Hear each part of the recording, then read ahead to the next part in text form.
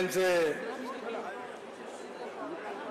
विशेष रूपाने ज्यांच्याबद्दल आपल्या सगळ्यांच्या मनात अतिशय उत्कट प्रेम आहे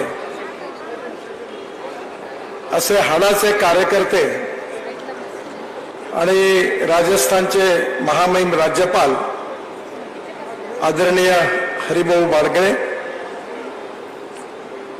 त्याचप्रमाणे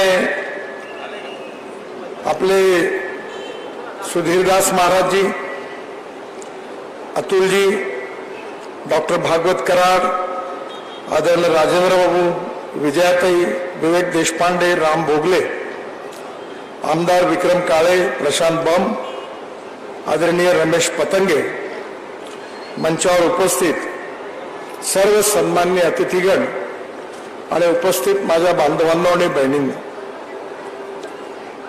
आज आपण सगळ्यांनी मिळून हरिभाऊंचा पारिवारिक वातावरणामध्ये हा सत्कार केलेला आहे.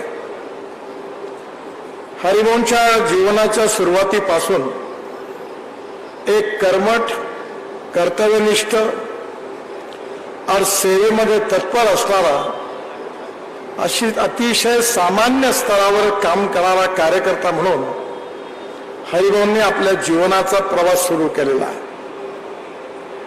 आणि हा प्रवास सुरू करत असताना पहिल्यांदा आमदार झाले, त्यानंतर मंत्री झाले. मी जेव्हा मंत्री होतो भाजप शिवसेना युतीच्या सरकारमध्ये, त्यावेळी हरिभाऊने मी बरोबरीने त्यांच्याबरोबर काम करण्याची मला संधी मिळाली. त्यानंतर हरिभाऊ महाराष्ट्राच्या विधिमंडळामध्ये विधानसभेचे अध्यक्ष झाले आणि आता ते राजस्थानचे महामहिम राज्यपाल आहेत. मी नेहमी एक गोष्ट लक्षात ठेवतो की राष्ट्रपती हा पूर्व राष्ट्रपती होऊ शकतो, उपराष्ट्रपती किंवा राज्यपाल देखील पूर्व राज्यपाल होऊ शकतो, मुख्यमंत्री हा पूर्व मुख्यमंत्री होऊ शकतो, खासदार हा पूर्व खासदार होऊ शकतो, आमदार हा पूर्व आमदार होऊ शकतो, पण कार्यकर्ता हा कधी पूर्व कार्यकर्ता होत नाही. आपल्या देशाच्या राजकारणामध्ये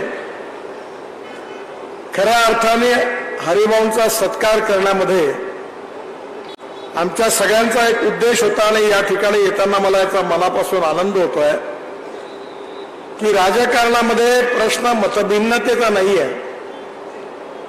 आज राजकारणामध्ये प्रश्न आहे विचारशून्यतेचा.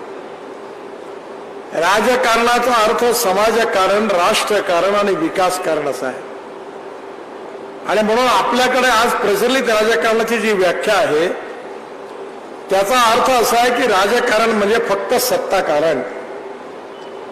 पण हरिभाऊंच्या जीवनातला जो प्रवास आहे त्या प्रवासामध्ये सुरुवातीच्या काळामध्ये राष्ट्रीय स्वयंसेवक संघाचा स्वयंसेवक म्हणून, जनसंघाचा कार्यकर्ता म्हणून आणि विशेषतः आयुष्यभर अनेक वर्ष कुठेही सत्ता दूर दिसत नसताना कर्तव्यनिष्ठेने, चिकाटीने आणि समर्पित भावनेने आपलं जीवन समाजसेवेकरता, राष्ट्रीय पुनर्निर्माणाकरता समर्पित करणाऱ्या कर्मठ कार्यकर्त्यापैकी असू आम्ही सुखाने पत्थर पायातील या गीताप्रमाणे ज्यांनी आमच्या विचारधारेला आणि संघटनेला प्रतिकूल काळामध्ये त्यांनी आपल्या परिश्रमाने समर्पित भावनेने काम केलं, त्या पिढीमधले हाडाचे कार्यकर्ते हरिभाऊ आहेत. आणि म्हणून एका कार्यकर्त्याचा हा सत्कार जास्त महत्वाचा आहे. पद एकादाने जातात, पण त्या कार्यकर्त्याचं कर्तृत्व, त्याचं समर्पित भाव, त्याची सेवाभावी वृत्ती ही फार महत्वाची आहे.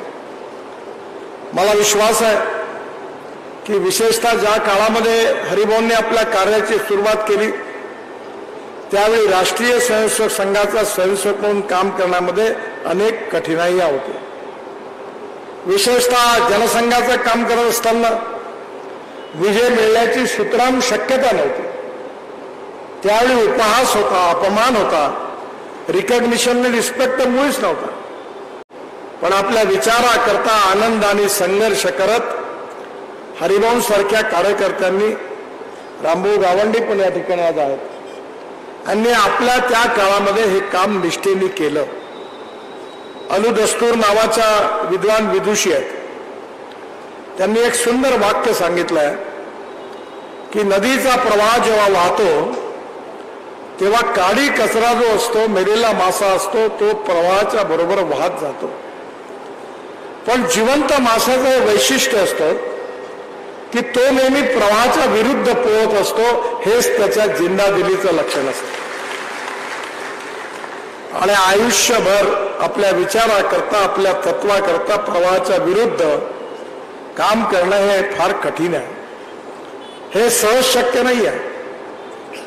आमच्या पिढीला बरंचसं हिरवं बघायला मिळालं. कारण माझा जन्म 1957 सालचा आहे आणि हरिभाऊ 1967 साली गावात होते. दीनदयाल उपाध्यायजींच्या बरोबर त्यांनी प्रवास केला, अटलजींबरोबर प्रवास केला. आणि या सगळ्या काळामध्ये काम करत असताना हरिभाऊंनी शैक्षणिक क्षेत्रात उत्तम काम केलं, दुधाच्या सोसायट्या काढल्या, दुधाच्या व्यवसायात चांगलं काम केलं, साखर कारखाना त्यांनी उत्तम यशस्वी करून दाखवला आणि त्याचबरोबर देवगिरी अर्बन कोऑपरेटिव्ह बँक देखील त्यांनी यशस्वीपणे चालवून दाखवली. खरं म्हणजे दरडाजींची माफी मागून सांगतो की आम्ही नेहमी म्हणतो की जो मागच्या जन्मी पाप करतो तो दोन गोष्टी करतो. एक तो वर्तमानपत्र काढतो, नाही तर साखर कारखाना काढतो. कारण साखर कारखान्याचं दुःख काय असतं ते हरिभाऊंचं मी जवळून बघितलं आहे. त्यावेळी मुकुंदराव पणशीकर म्हणून आपल्या संघाचे ज्येष्ठ प्रचारक होते. हरिभाऊ अडचणीत होते. बँक कारखाना टेकओव्हर करणार होती. आम्ही सगळेजण चिंतेत होते. त्यावेळी भारतीय जनता पार्टीचा महाराष्ट्राचा अध्यक्ष होता. विवेकला माहिती आहे. आणि बँकेने जवळपास टेकओव्हर करण्याचा निर्णय घेतला आणि त्यावेळी त्या बँकेचे अध्यक्ष मिश्राजी होते. ते ऐकत नव्हते. ते म्हणे मला कायदा वगैरे. मी म्हटलं एक लक्षात ठेवा मिश्राजी, तुम्ही जर हरिभाऊचा कारखाना ताब्यात घेतला तर तुमच्या पिढ्यानपिढ्या तुमच्या नावावर गोहत्येचं पातक तुमच्या अंगावर येईल म्हटलं. एक इमानदार, कर्मठ, सामाजिक दायित्वाच्या भावनेतून ज्यांनी सुरुवात केली कामाची, त्याच्या अडचणी खूप मोठ्या आहेत. त्या हरिभाऊंनी भोगलं, मी पण भोगलं. फक्त हरिभाऊचं कर्ज कमी होतं, माझ्यावर आता 1600 कोटी रुपयाचं कर्ज आहे. त्यामुळे हरिभाऊंनी त्या काळामध्ये साखर कारखाना चालवत असताना हळूहळू कोजनरेशन सुरू केलं, इथेनॉलचा प्रकल्प सुरू केला. मी नेहमी हरिभाऊला भेटणार, पहिले हरिभाऊ इथेनॉल टाका. इथेनॉल केव्हा सुरू करणार? कारण इथेनॉलमध्ये पैसे मिळतील, साखरेत मिळणार नाही. असा कोणता धंदा आहे की ज्याच्यामध्ये रॉ मटेरियलची किंमत 100 रुपये आहे, फिनिश प्रोडक्टची किंमत 98 रुपये आहे आणि रॉ मटेरियलचे पैसे 15 दिवसाच्या आत द्यायचे आणि 98 रुपयाचा माल वर्षभर एक महिन्यात विकत जायचा. असा धंदा कधीच प्रॉफिटमध्ये येऊ शकत नाही. पण आपल्या भागातल्या शेतकऱ्यांचा विकास झाला पाहिजे. शेतकऱ्याच्या मालाला चांगला भाव मिळाला पाहिजे. तरुण मुलाच्या हाताला रोजगार मिळाला पाहिजे. गावं समृद्ध संपन्न झाली पाहिजे.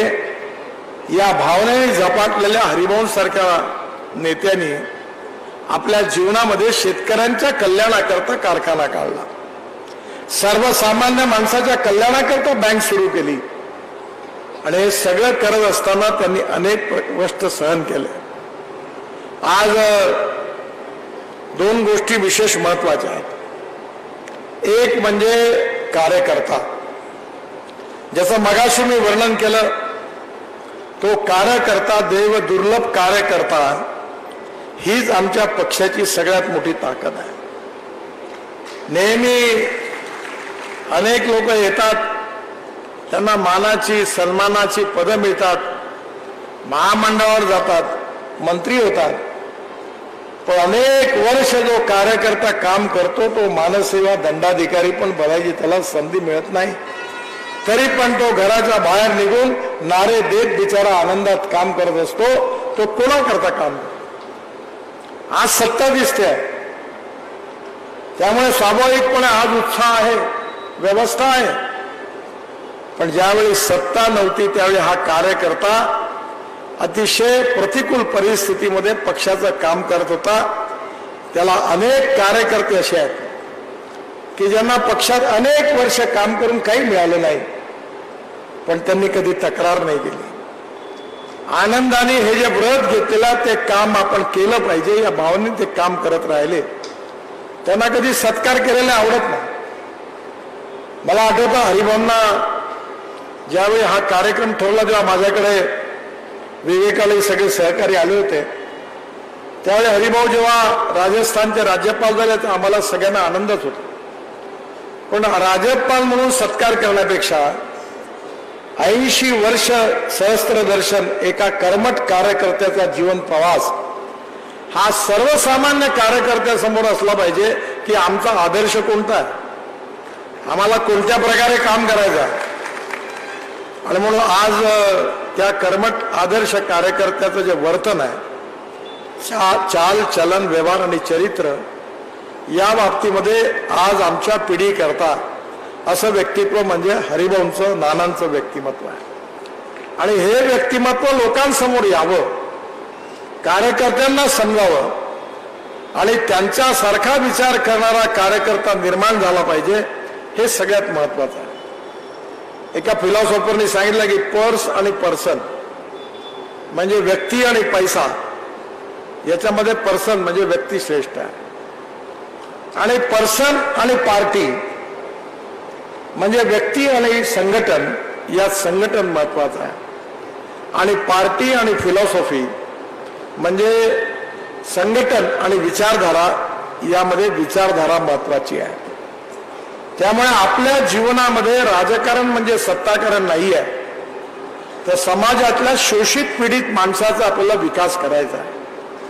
पंडित दीनदयाल उपाध्यायांनी आपलं जे सामाजिक आर्थिक चिंतन अंत्योदयाच्या रूपाने मांडलेलं आहे ते फार महत्वाचं आहे.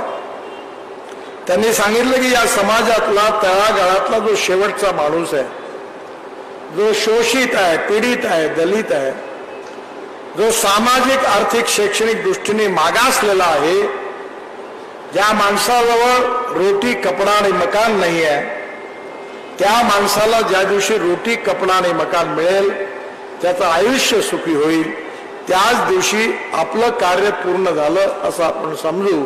हे सामाजिक आर्थिक चिंतन पंडित दीनदयाल उपाध्यायांचं आमचं उद्दिष्ट आहे. राजकारणामध्ये कोणाला खासदार आणि मंत्री बनवण्याकरता आम्ही आलो नाहीये.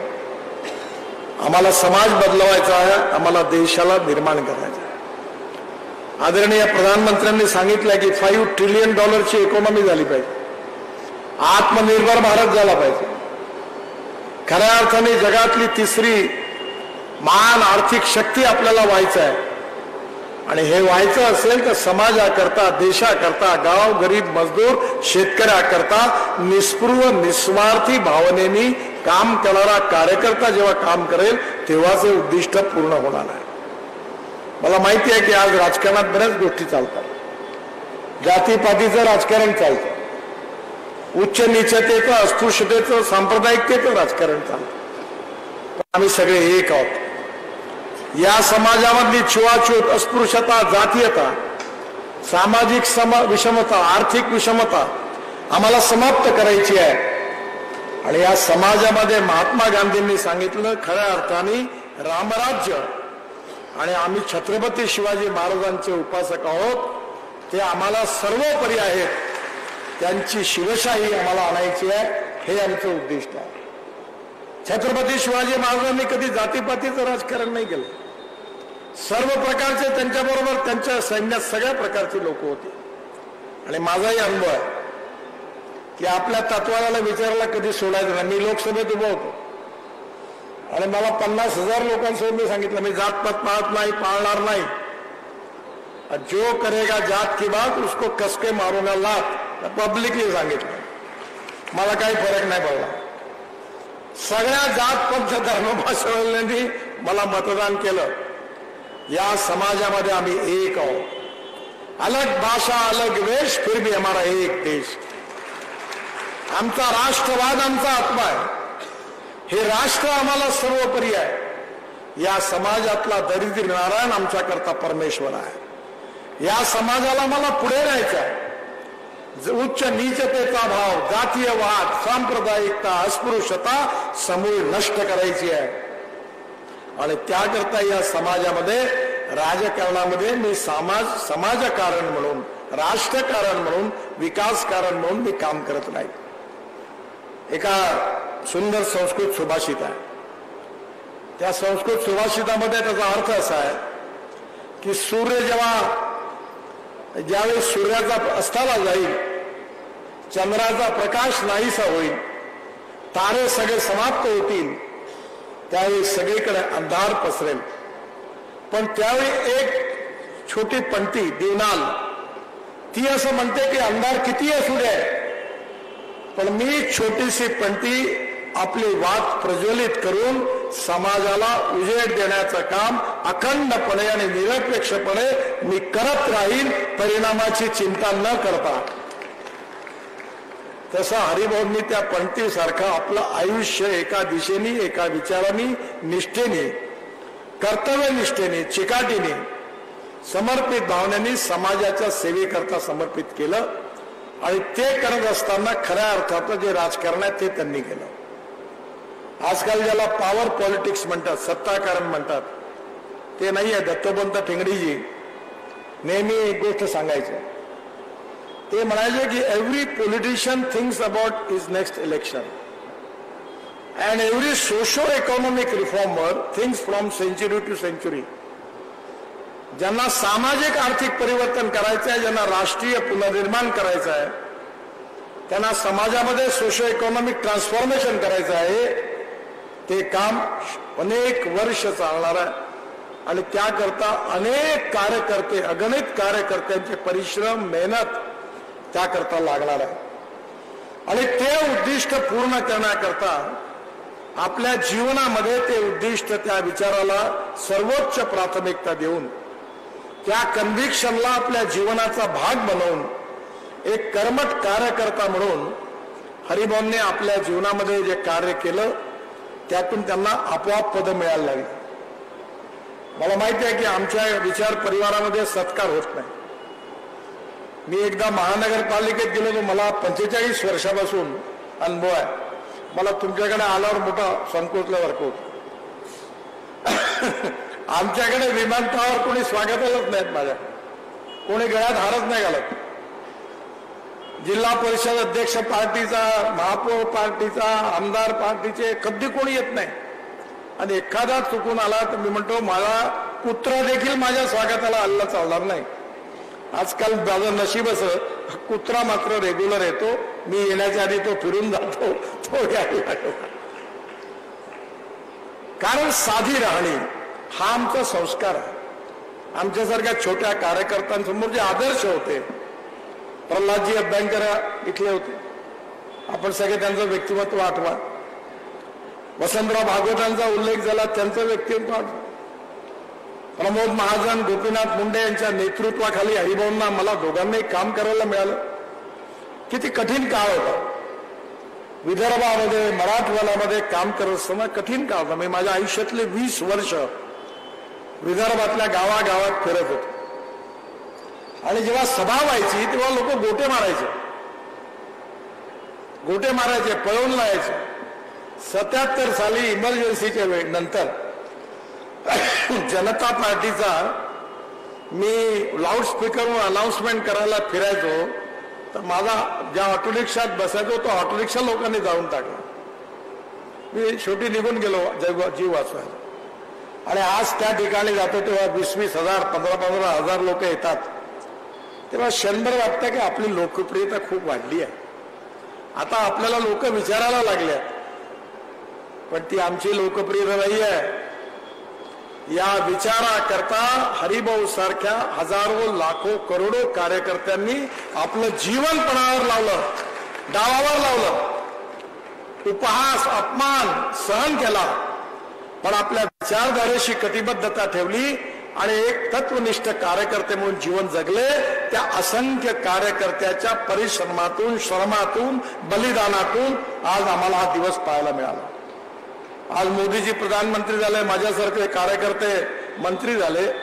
हे त्या अनेक कार्यकर्त्यांचा त्याग आहे. अनेक स्वयंसेवकांचा त्याग आहे, अनेक प्रचारकांचा त्याग आहे आणि त्यातून आम्हाला ही संधी मिळालेली आहे. आणि ती संधी जी आहे ती आम्हाला मंत्री बनवण्याकरता नाही आहे. राज नाही, समाज बदलला आहे. या देशाला, या राष्ट्राला जगातली विश्वगुरु बनवायचा आहे. या समाजामध्ये आर्थिक शक्ती अशी उभी करायची आहे की स्मार्ट शहर नाही, स्मार्ट विलेज तयार झालं पाहिजे. शेतकरी समृद्ध संपन्न झाला पाहिजे. तरुण मुलाच्या हाताला काम मिळालं पाहिजे. शिक्षणाच्या क्षेत्रामध्ये, हेल्थ सेक्टरमध्ये, सगळ्या सेक्टरमध्ये सर्वसामान्य माणसाला सगळ्या सुविधा मिळाल्या पाहिजे. या भावनेतून आयुष्यभर काम करणं हे कठीण काम आहे. आणि हे काम करणाऱ्यापैकी एक कर्मठ कार्यकर्ते, एक समर्पित कार्यकर्ते, एक ध्येयनिष्ठ कार्यकर्ते, एक आदर्श कार्यकर्ते, एक उत्तम स्वयंसेवक, जे केवळ बोलत नाही तर आपल्या जीवनात संघ स्वयंसेवक म्हणून जीवन जगले, कार्यकर्ता म्हणून जीवन जगले. आणि त्यांच्या जीवनातून आता त्यांनी तर 80 वर्ष पूर्ण केली. बऱ्याच लोकांना राष्ट्रपती बना, मी हे म्हणणार नाही, कारण आपण कुठल्याही गोष्टीची अपेक्षा ठेवली नाही आणि हरिभाऊ ठेवत नाही. जो किया उसका भी भला, नाही किया उसका भी भला. मी नेहमी म्हणतो की शांतपणे आपण आपलं काम करत राहावं. आपोआप मिळणार असेल तर मिळेल, नाही मिळणार तर नाही मिळणार. त्याकरता प्रयत्न करण्याची काही गरज नाही. हरिभाऊंनी ते केले नाही आणि आमचा संस्कारही हेच सांगतो. हरिभाऊंनी कधी आपला बायोडाटा नाही छापला. मला आठवलं, मी महाराष्ट्राचा अध्यक्ष होतो. तिकीटा वाटायच्या वेळेत अनेक 20 वर्ष महाराष्ट्रामध्ये होतो. विरोधी पक्षाचा नेता होतो, पार्टीचा अध्यक्ष होतो, मंत्री होतो, नंतर पार्टीचा राष्ट्रीय अध्यक्ष झालो. पण मला कधी हरिभाऊ मला असं भेटून नाही सांगितलं की जरा माझा मतदारसंघ आहे, जरा नितीनजी लक्ष ठेवा. एकदा नाही भेटलं, कधीच नाही भेटलं. त्यांचा माझा अतिशय जवळचा पारिवारिक स्नेहाचा, रक्ताच्या संबंधाचा संबंध होता. पण कधीही मला सभापती करा हे सांगायला हरिभाऊ कधी नाही आले.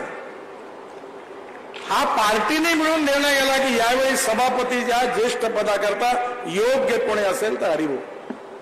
मी ज्यावेळी मंत्री होतो त्या हरिभाऊ अन्न पुरवठा खात्याचे मंत्री होते. मला आठवतं कधी हरिभाऊंनी अपेक्षा नाही व्यक्त केली. त्यावेळी पण मुंडे साहेबांच्या बरोबर आम्ही होतो. पार्टीने मिळून निर्णय घेतला, हरिभाऊ मंत्री झाले. प्रमोदजी, गोपीनाथजी यांच्या नेतृत्वाखाली हरिभाऊंनी काम केलं. मी पण अनेक वर्ष काम केलं. पण हे सगळं करत असताना कधी हरिभाऊंनी आपला बायोडाटा नाही काढला, कधी बडेजाव केला नाही, कधी लॉबिंग केलं नाही, कधी आग्रह केला नाही, कधी हरिभाऊ नाराज झाले नाही, कधी कोणावर तुम्ही माझ्यावर अन्याय केला असं म्हटलं नाही. खरं म्हणजे नेहमी एकच गोष्ट खरी आहे की मला एकाने सहज विचारलं की चांगल्या कार्यकर्त्याचं सगळ्यात महत्वाचं लक्षण कोणतं आहे. तर मी म्हणलं खऱ्या अर्थाने त्या कार्यकर्त्यावर जेव्हा अन्याय होतो, तो अन्याय झाल्यावरही तो कार्यकर्ता चांगलं वागतो, हाच कार्यकर्त्याचं चांगुलपणाचं लक्षण आहे. ज्याला चांगलं मिळतं ते तर आहेच. आता मी खासदारही आहे, आमदारही होतो, मंत्री झालो, खातेही मिळालं. पुन्हा कोणी रोडकरी म्हणते, कोणी गडकरी म्हणते. आता आजकाल भाषणं दिल्यानंतर युट्यूबमधूनही लाखो रुपये मिळायला लागले महिन्याला. सगळा मालही माल आहे.